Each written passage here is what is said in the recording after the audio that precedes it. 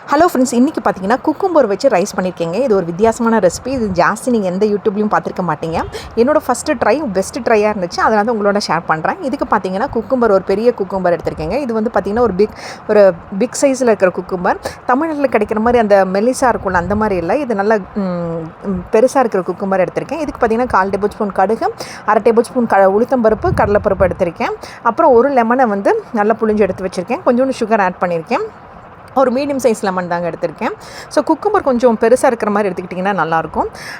So அதில் இருக்கிற விதையெல்லாம் எடுத்துகிட்டு நல்லா பொடி பண்ணி கட் பண்ணி வச்சுருக்கேன். அதே மாதிரி பச்சை மிளகாய் 2 நல்லா கீரி எடுத்து வச்சுருக்கேன். 4 வரமிளகாய் 2 கட் பண்ணி வச்சுருக்கேன். அப்புறம் சில்லி ஃப்ளேக்ஸ் கொஞ்சம் எடுத்திருக்கேன், ஒரு 6 டேபிள் ஸ்பூன் பக்கமாக. அப்புறம் 1/4 டேபிள் ஸ்பூன் பக்கமாக பெருங்காயத்தூள் எடுத்திருக்கேன்.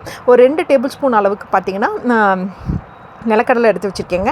அது எண்ணெயிலே வறுக்கணும். அப்புறம் 1 டேபிள் ஸ்பூன் வந்து பிங்க் சால்ட் எடுத்துருக்கேங்க. இவ்வளோ தாங்க, ரொம்ப ஈஸியாக பண்ணிடலாம். இதுக்கு பார்த்திங்கன்னா 1/2 டேபிள் ஸ்பூன் பக்கமாக சமையல் எண்ணெய் யூஸ் பண்ணிக்கோங்க. நீங்கள் வீட்டில் யூஸ் பண்ணுற எந்த சமையல் எண்ணெயாக இருந்தாலும் சூப்பராக வந்துடும். இதுக்கு இந்த எண்ணெய் தான் யூஸ் பண்ணணும்னு அவசியம் இல்லை. இதுக்கு பார்த்திங்கன்னா குக்கும்பர் கட் பண்ணோன்னே இந்த மாதிரி ஒரு பேப்பர் டவலில் நீட்டாக பேப்பர் டிஷ்யூ டவல் இருக்குது பார்த்திங்களா, அதில் நீட்டாக இது பண்ணிக்கோங்க. ஏன்னா அது தண்ணி விடும் இல்லைங்களா, அதனால தான். ஸோ இது கடைசியாக தான் ஆட் பண்ண போகிறோம், அதனால தான் சொல்கிறேன்.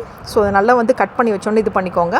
ஸோ குக்கும்பரையும் லெமன் ஜூஸையும் நம்ம கடைசியாக தான் ஆட் பண்ண போகிறோம், அதனால தான் நான் சொல்கிறேன். இப்போ பார்த்திங்கன்னா கடாயில் எண்ணெய் நல்லா சூடானதுக்கப்புறமா கடுகு போடணும், உளுத்தம்பருப்பு போடணும், அப்புறம் கடலைப்பருப்பு போடணும். இது லைட்டாக செவக்கும் போதே நான் வந்து கடலையை போட்டுடுறேங்க, நிலக்கடலையை. ஸோ நிலக்கடலை வந்து பார்த்திங்கன்னா அந்த தோல் பிரிஞ்சு வர வரைக்கும் நல்லா வதக்கிக்கணுங்க. அவ்வளோதான். இது நல்லா பிரிஞ்சு வர வரைக்கும் வதக்கிட்டே இருங்க. இது நல்லா பிரிஞ்சு வதங்கிட்டே இருக்கும்போது யூஷுவல் பார்த்திங்கன்னா இதில் வந்து நம்ம பச்சை மிளகா வரமிளகா போடுவோம். இதெல்லாம் போட்டதுக்கப்புறமா நான் யூஷுவல் இதில் ஒன்று சொல்ல மறந்துட்டேங்க.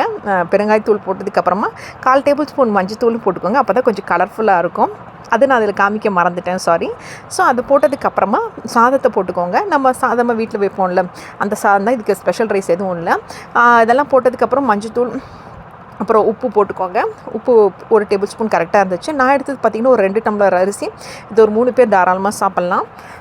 ஸோ இது இந்த மாதிரி லஞ்ச் பாக்ஸ் ரெசிபி குட்டீஸ்க்கும் பிடிக்குங்க. அதுக்கப்புறமா லெமன் ஜூஸ் போடுங்க. லெமன் ஜூஸ் போடும்போது அடுப்பை ஆஃப் பண்ணிக்கோங்க. அப்புறம் குக்கும்பரை ஆட் பண்ணிக்கோங்க. லெமன் ஜூஸும் இதுவும் குக்கும்பரும் போட்டதுக்கப்புறம் சில்லி ஃப்ளேக்ஸ் ஆட் பண்ணிக்கோங்க. ஸோ இதெல்லாம் அடுப்பு ஆஃப் பண்ணதுக்கப்புறம் தான் போடுறேன். இதை போட்டு என்னங்க ஆஸ் யூஷுவல் மிக்ஸ் பண்ணி எடுத்தால் செம்ம சூப்பரான லஞ்ச் பாக்ஸ் ரெசிபி, அது குக்கும்பரோட இருக்கிற ரெசிபி ரெடியாக இருக்குங்க. டேஸ்ட் பண்ணி பாருங்கள், உங்களில் எல்லாருக்கும் ரொம்ப பிடிக்கும். ட்ரை பண்ணி பாருங்கள்.